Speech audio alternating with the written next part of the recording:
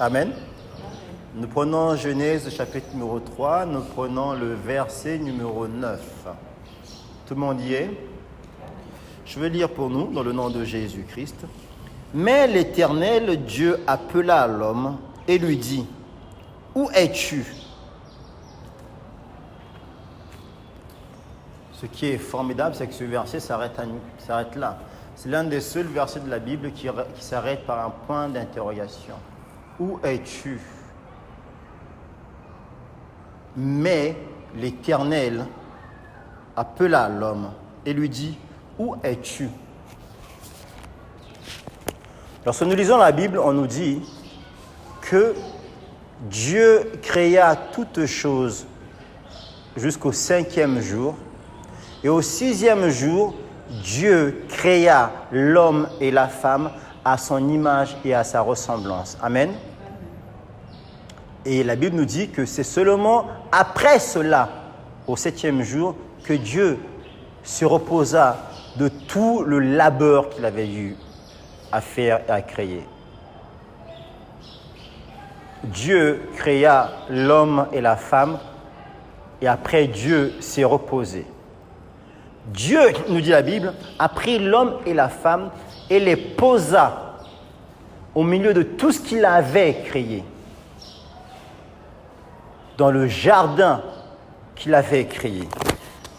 La Bible nous décrit exactement la composition du jardin dans lequel Dieu avait placé l'homme et la femme. La Bible nous dit exactement comment le jardin était composé, où le jardin se situait et quelles étaient les plantes et les animaux que l'on trouvait dans le jardin. Amen. La Bible nous dit également une chose qui est très importante. La Bible dit que c'est l'homme qui a donné les noms aux différentes créatures, une création de Dieu qui se trouvait dans le jardin. Tout cela a été fait. Tous ces noms ont été donnés par l'homme et non par Dieu. La Bible dit que Dieu prit de la côte de l'homme pour créer la femme. La Bible nous enseigne, nous dit que non, c'est l'homme qui a dit que ceci est une femme, celle-ci est une femme. Ce n'est pas Dieu qui a dit non, celle-là c'est une femme, c'est l'homme qui a dit que c'est la femme, c'est celle-là que l'on appellera femme. Le mot femme ne vient pas de Dieu, mais vient de l'homme qui a décidé d'appeler cette créature-là qui a été créée par Dieu en prenant une côte de son corps par femme. C'est l'homme qui a décidé que l'autre créature semblable à lui devait être appelée femme. Dieu a dit à l'homme, je vais te créer une aide semblable à toi-même. Ça veut dire que la femme n'est pas un être supérieur, encore moins inférieur à l'homme, mais la femme, parce qu'elle a été prise de la côte de l'homme, est l'aide nécessaire à l'homme. Amen. On nous dit également que lorsque Dieu a créé l'homme, Dieu a remarqué une chose, que l'homme était trop seul, que l'homme était trop triste. Voilà pourquoi Dieu a pris la décision de lui créer une aide, pas pour l'aider dans sa tristesse, mais pour l'égayer davantage, pour l'aider dans tout ce que Dieu avait décidé de faire à travers lui. Voilà pourquoi la Bible nous enseigne que Dieu a dit qu'il a donné à l'homme tout le pouvoir d'assujettir toutes choses. Et la femme a reçu le même pouvoir afin d'aider l'homme pour mener à bien tout ce que Dieu avait décidé de faire à travers l'homme. Amen. Donc nous comprenons et nous voyons ici que la femme est l'aide parfaite que Dieu avait créée pour l'homme. La Bible nous enseigne, elle nous dit que Dieu venait quotidiennement, continuellement, pour parler à l'homme et à la femme. Nous voyons qu'il y a une communion dès le départ entre le Créateur et ses créatures. C'est en parlant de l'homme et de la femme. Il nous enseigne que Dieu avait interdit à l'homme de manger de l'arbre. On nous dit que lorsque l'ennemi ne vint pas vers l'homme, mais vers l'aide de l'homme qui est la femme, lui questionnant en disant « Est-ce que Dieu avait interdit de toucher à ceci, de toucher à cela ?» Et l'ennemi utilisa la ruse pour dire à la femme « Mais peut-être que Dieu ne veut pas que vous mangez de cela, parce qu'il ne veut pas que vous deveniez semblable à lui. Dieu sait qu'en mangeant cela, vous aurez les yeux ouverts et vous comprendrez des choses qu'il ne veut pas que vous compreniez, des choses qui vous cachent. » La Bible dit que la femme fut séduite par le malin et elle mangea de l'interdit. On ne nous dit pas dans la Bible, lorsque nous la lisons, que l'homme avait transmis à la femme la conversation qu'il a eue avec Dieu. Mais nous pensons et croyons que la femme était au parfum de cela. Pourquoi? Parce que l'ennemi a demandé à la femme, est-ce que Dieu vous a dit? Donc Satan savait ce que Dieu avait dit à l'homme. Et Satan savait que la femme connaissait l'interdit. Lorsque nous allons plus loin dans la Bible, dans le livre de Job, la Bible nous décrit que chaque fois que les enfants de Dieu sont assemblés, Satan vient toujours au milieu d'eux. Bien-aimé, Dieu permet que Satan, qui est sa créature également, puisse s'approcher de lui lorsqu'il est avec ses enfants. Maintenant, nous devons nous poser la question de savoir pourquoi Dieu permet-il cela? Lorsque nous regardons et nous scrutons le livre de Job en essayant de comprendre ce qui s'y est fait, nous comprenons que Dieu expressément a laissé Satan venir converser avec lui. Et au mieux encore, la Bible nous décrit, nous dit que Dieu était le premier à adresser la parole à Satan. Il dit, alors Satan, d'où viens-tu? Satan a dit à Dieu, non, j'étais en train de errer ça et là, de me balader. Et Dieu lui dit, as-tu remarqué mon serviteur Job? Bien-aimé, souvent des choses nous arrivent parce que Dieu parle de nous en ces termes-là. As-tu remarqué mon fils? As-tu remarqué ma fille? Il me craint, elle me craint, il me sert, elle me sert, il est obéissant, elle est obéissante, il est soumis à moi, elle est soumise à moi. As-tu remarqué son comportement?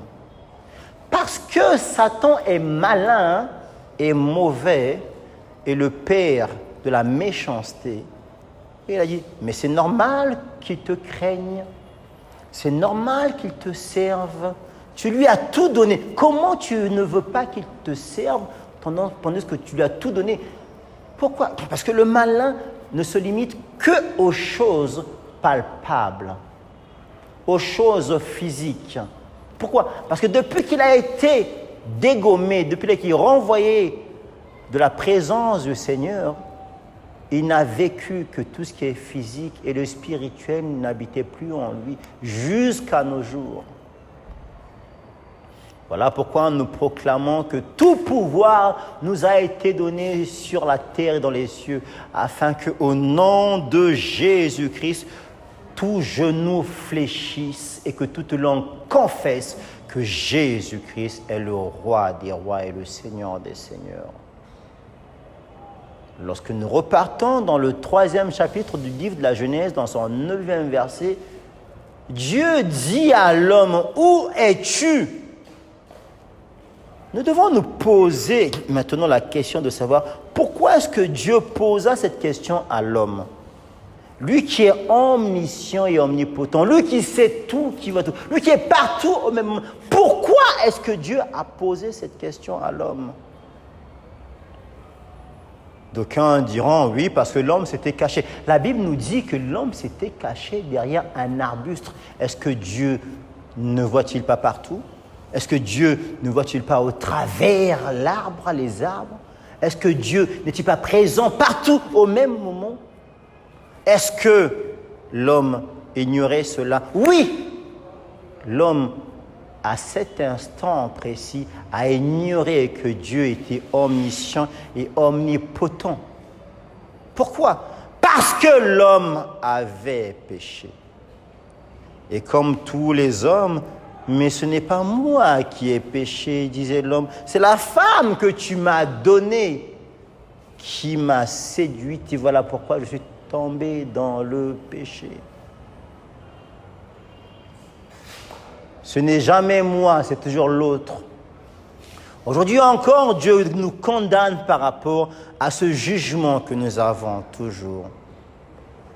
Nous avons toujours tendance à vouloir mettre le tort sur l'autre au lieu d'accepter son tort. Ceci est également un grand péché. Comment veux-tu essayer d'enlever la paille qui est dans l'œil de l'autre et tu ne vois pas la poutre qui est dans ton œil? Comment oses-tu juger les autres tandis que toi et toi-même tu baignes dans la médiocrité, dans le péché, dans l'ignorance, dans l'incompétence? Comment oses-tu? En d'autres termes, l'homme avait commencé à revêtir le blason du mal et du malin. Pourquoi? Il était en train de se détacher de la présence royale, de se détacher de la présence divine de Dieu. Lorsque la désobéissance entre en toi, il y a obligatoirement un fossé qui se crée, une muraille qui se dresse entre la face de Dieu que tu contemplais tous les jours et la face du monde que tu vas commencer à contempler. Oui, la désobéissance n'est autre chose que le péché. C'est parce que l'homme a péché que l'homme a essayé d'aller se cacher, oubliant subitement que Dieu était partout présent et que Dieu connaissait tout et que Dieu savait tout, que Dieu seul est celui qui sonde les reins et les cœurs. Comment quelqu'un qui arrive à voir au-dedans de toi ne pourrait-il pas voir au-delà de ce poteau qui est en face de moi? L'homme répondit à Dieu, « Je me suis caché. Qui peut se cacher devant la face de Dieu? » Est-ce que nous étions présents lorsque Dieu a décidé de créer le ciel et la terre? Est-ce que nous sommes comparables à Dieu? Est-ce que la réponse est claire et elle est nette. Nul n'est comparable à lui. Nul ne peut se mesurer à lui. Et Dieu pose encore la question aujourd'hui de savoir où es-tu? Où es-tu dans ta relation avec toi-même? La Bible déclare dans le 58e verset du livre d'Ésaïe, « Si tu désires pour ton prochain, si tu donnes à ton prochain, ce que tu désires pour toi-même, mais comment peux-tu donner à quelqu'un ce que tu n'as pas? Tu ne peux donner que ce que tu as, tu ne peux donner que ce que tu as reçu. Si tu donnes à ton prochain ce que tu désires, la Bible nous enseigne, on dit, Dieu t'inondera et te récompensera, Ésaïe 58. Le péché, c'est la chose qui nous éloigne de la présence de Dieu. Le péché, c'est la chose qui nous rend ignorants des préceptes de Dieu. La désobéissance n'est autre chose que l'éloignement de la face de Dieu. Il y a un roi que l'on appelait le roi Saül qui a désobéi à Dieu et de là naquit ce que nous prononçons souvent, l'obéissance vaut mieux que le sacrifice. Dieu fit de lui, qui n'était rien du tout, roi sur son peuple chéri, sur Israël. Il a cru qu'il était arrivé à son seuil, à son sommet. Il a cru qu'il était important. Il a oublié que c'est Dieu qui fit de lui un être important. Il s'est obstrué, il a commencé à désobéir à Dieu. Et Dieu lui a retiré sa royauté. La même chose s'est passée dans le jardin d'Éden lorsque nous regardons bien. Dieu a dit à l'homme, tu ne toucheras pas à ceci, tu ne feras pas cela. L'homme a désobéi. Les hommes avec un H, le sexe masculin, ont tendance à dire, non Seigneur, ce n'est pas nous, mais c'est la femme qui a mangé du fruit en premier. Elle a mangé le premier, mais l'homme a mangé le deuxième. Non, ils ont tous les deux goûté au même fruit. Ils ont tous les deux péché. Même s'il y en a un qui a commencé, l'autre qui a suivi. La Bible déclare qu'ils étaient tous les deux un. Voici l'os de mes os et chair de ma chair. Ils sont un. Donc quand il y en a un qui désobéit, par extrapolation, ceux qui font mathématiques, ils diront extrapolation, le péché se retrouve sur l'autre. Voilà pourquoi Dieu envoya son Fils, afin qu'il mourût pour nous. Pourquoi ? Afin d'être racheté du péché qui a été commis depuis le jardin d'Éden. C'est la raison pour laquelle aujourd'hui, croyons en Jésus-Christ, nous croyons que oui, nous avons été rachetés de l'emprise du péché que Adam et Ève avaient commis. Afin qu'en confessant le nom de Jésus-Christ, nous soyons libérés de la puissance du péché, la puissance de la désobéissance, la puissance du mal. Oui, on peut être libéré de cela. Dieu libère encore aujourd'hui de cette puissance du mal, parce que Dieu est vivant. Amen. Lorsque nous regardons la Bible, on nous dit, Dieu dit, Genèse 3, 9, où es-tu? Pose-toi la question ce soir. Où es-tu? Où es-tu dans ta relation avec toi-même? C'est facile de dire, ah, moi j'aime mon frère, il est gentil, quand je peux, je vais le voir, quand je partage avec lui. C'est bien, mais où es-tu avec toi-même? C'est tellement facile, vous savez, de prier pour les autres. Mais c'est toujours difficile, n'est-ce pas, de prier pour soi-même. Prions pour tes frères. Seigneur, bénis-le. Prie pour toi-même. Je vais prier pour quoi? Je ne sais pas de quoi j'ai besoin. Comment ça va se faire? Prie pour la sœur. Seigneur, touche ma sœur. Seigneur, bénis la mitraille de la prière. Mais prie pour toi-même. Je ne sais pas par où je vais commencer. Je ne sais pas. Bon, j'attends dimanche. J'irai voir le pasteur. Il priera pour moi. Telles sont souvent les répliques que nous entendons lorsqu'il s'agit de nous-mêmes. Où es-tu? Où es-tu dans la conception de la vie de Dieu? Où es-tu dans tes rapports avec tes frères et sœurs? Où es-tu dans tes rapports avec ton pays? Où es-tu dans tes rapports avec tes parents? Où es-tu dans tes rapports avec ton milieu estudiantin? Où es-tu dans tes rapports avec ton milieu professionnel? Où es-tu dans tes rapports avec ta hiérarchie? Où es-tu aujourd'hui? On va enjamber le pas, on va dire, où es-tu avec ce que Dieu a mis en toi? Nous disons, nous proclamons que oui, les promesses de Dieu pour moi sont oui et amen. Où en es-tu réellement avec ces promesses qui sont oui et amen en toi?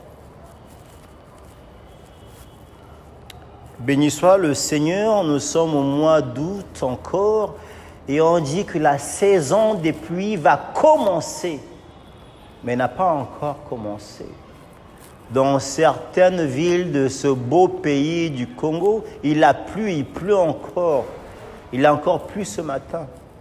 Mais dans cette ville capitale, belle ville dans laquelle je naquis, Brazzaville, il n'a pas encore plu. Il y a eu des petites pluies, il a pluvioté, mais il ne pleut pas encore.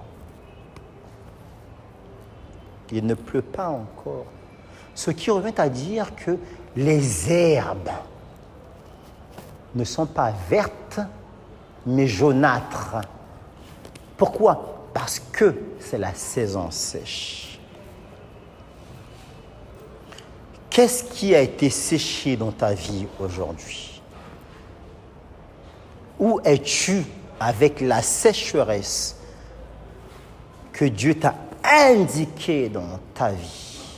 Où es-tu avec la saison florissante que Dieu va faire venir dans ta vie?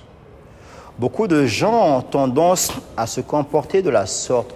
Lorsque Dieu dit « Je te bénirai, ma fille, je ferai de toi une très grande dame », tu prends ta chaise, tu t'assois et patiemment tu attends que cela tombe sur ta tête comme la manne dans le désert. Bien-aimés, ils étaient dans le désert. Tu n'es pas dans le désert. La manne ne tombera pas comme cela sur toi.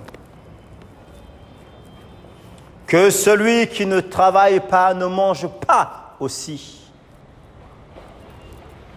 Dieu a dit de toi que tu seras quelqu'un.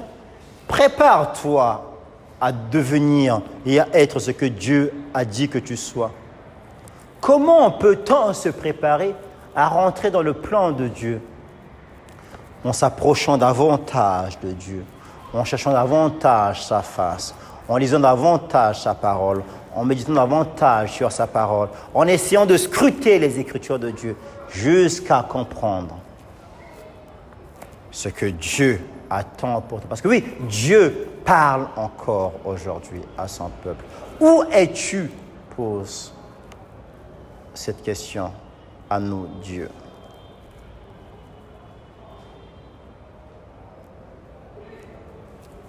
J'ai atteint un certain âge. Je peux mourir ce soir, dans la nuit. Je peux mourir demain, après-demain. Dieu peut m'accorder 1 année, 10 ans, 20 ans, 30 ans, ainsi de suite. Où suis-je aujourd'hui?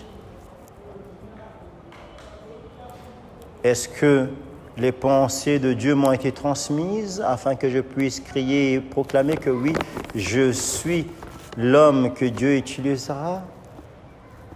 Dieu m'a choisi, je dis oui et amen en cela. Est-ce que je suis prêt à être utilisé par Dieu? Est-ce que j'accepte que Dieu m'utilise aujourd'hui? Où suis-je aujourd'hui?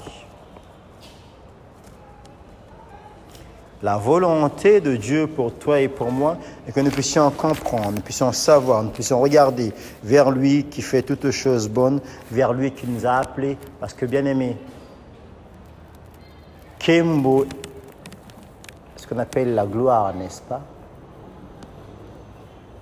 Kembo na Yahweh, la gloire de Dieu, descendra certainement sur tous ceux-là qui s'attendront à lui. Jésus, parlant aux apôtres, leur dit « Restez dans la chambre haute et attendez la promesse. » L'acte des apôtres nous enseigne que les apôtres attendèrent. Ils n'étaient pas assis en train de boire le thé, de manger et de dire « Ah, tu as vu telle sœur, tu as vu sa coupe de cheveux. » Non. Tu as vu tel frère, ah, tu as vu comment il est. Non. La Bible dit qu'il y avait quoi? Une communion fraternelle. Qu'est-ce qu'ils faisaient? Ils partageaient le pain, ils partageaient tout ce qu'ils avaient et par-dessus tout, ils partageaient la parole de Dieu en s'exhortant mutuellement. Et c'est comme ça que Dieu descendit dans sa grandeur et dans sa splendeur. Et c'est comme cela que l'Esprit Saint fut donné tel que Jésus l'avait dit, tel que cela avait été promis. Où es-tu aujourd'hui? Est-ce que tu es sorti du plan de Dieu parce que tu es fatigué d'attendre? Ou bien tu es en attente, tu persévères parce que tu sais ce que Dieu veut faire de toi? Où es-tu aujourd'hui? Est-ce que tu penses que Dieu tarde trop dans ses promesses et que tu as décidé, parce que tu t'es créé toi-même, de te frayer un nouveau chemin? Où es-tu aujourd'hui? Est-ce que, comme Adam, tu vas te cacher de tout le mal que tu as eu à faire, de tout le tort que tu t'es fait à toi-même, ou tu viendras à ses pieds pour lui demander pardon? Où es-tu aujourd'hui? Telle est la question que chacun de nous devrait se poser tous les jours de sa vie. Quelques années de cela, un serviteur de Dieu, que Dieu a beaucoup utilisé pour me bénir, pour m'enseigner, disait: j'ai posé la question à Dieu de savoir à quel niveau j'étais. Dieu m'a dit: tu viens seulement d'affranchir la porte, mais tu n'as pas encore touché la porte. Bien aimé, quelqu'un qui passa plus de 20 ans à parler de Dieu, à sillonner le monde entier, et Dieu lui dit: tu viens à peine d'arriver devant la porte, tu n'as pas encore touché la porte. Plus de 20 ans d'évangélisation, de pastorat, plus de 20 ans à partager la parole de Dieu. Et Dieu lui dit: tu viens à peine de mettre ton pied devant la porte, mais tes mains n'ont pas encore touché la porte. Où es-tu aujourd'hui? La volonté de Dieu est que nous accédions au trône divin. Oui, nous confessons, nous avons la vie éternelle en lui. Est-ce que nous sommes tous ici sûrs que nous vivrons la vie éternelle auprès de lui? Où es-tu aujourd'hui? Hier est passé. Demain, nous dit la Bible, prendra soin de lui-même. Aujourd'hui, c'est aujourd'hui. Où es-tu aujourd'hui? La volonté parfaite de Dieu, je crois et je pense, est que nous puissions marcher à ses côtés, nous puissions écouter sa parole, nous puissions lui demander ce qu'il veut que nous fassions, que nous puissions le tenir et nous tenir ferme à lui en persévérant, parce qu'il est bon, parce que lui et lui seul nous mènera à bon port, parce qu'il n'a pas changé. Amen. Chacun de nous doit commencer à se questionner, à se poser la bonne question.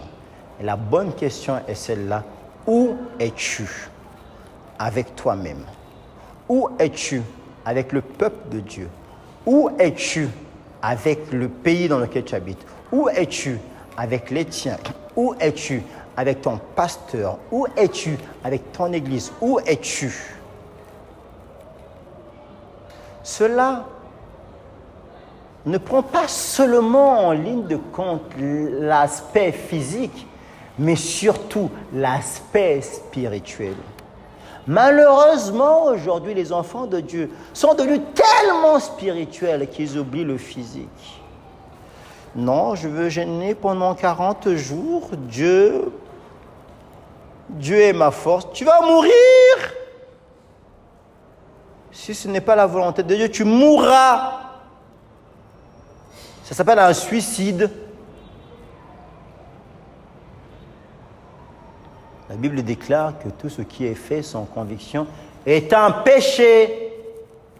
Donc si Dieu ne t'a pas demandé de jeûner, tu jeûnes en vain. Ecclésiaste, vanité des vanités, tout est vanité.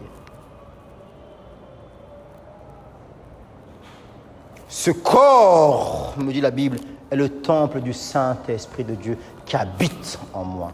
Si je ne prends pas soin du temple de Dieu, Dieu ne prendra pas soin de moi et me détruira.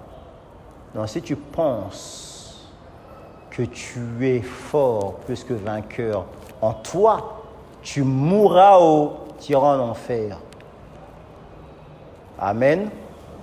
Mais si tu penses que tu es fort en Jésus-Christ, tu ne mourras pas, tu vivras et tu proclameras la grandeur de Dieu, parce que lui seul n'a pas changé. Amen. Où es-tu? Bonnement assis sur une chaise en train d'écouter ma voix. Où es-tu? Fatigué d'écouter, mais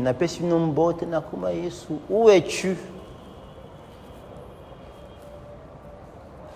Je bénis le Seigneur pour nous. Je bénis le Seigneur pour nous qui habitons dans un pays compliqué mais merveilleux parce que Jésus-Christ en est le propriétaire. Je bénis le Seigneur. Parce que nous ne connaissions pas, mais maintenant nous connaissons. Parce que nous connaissons, nous marcherons selon ses prescriptions et ses préceptes. Et nous arriverons à bon port. Pourquoi? C'est lui qui nous mène, il nous emmènera là où il veut, qui nous conduira là où il veut que nous arrivions. Amen. Que le nom de Jésus soit béni. Amen.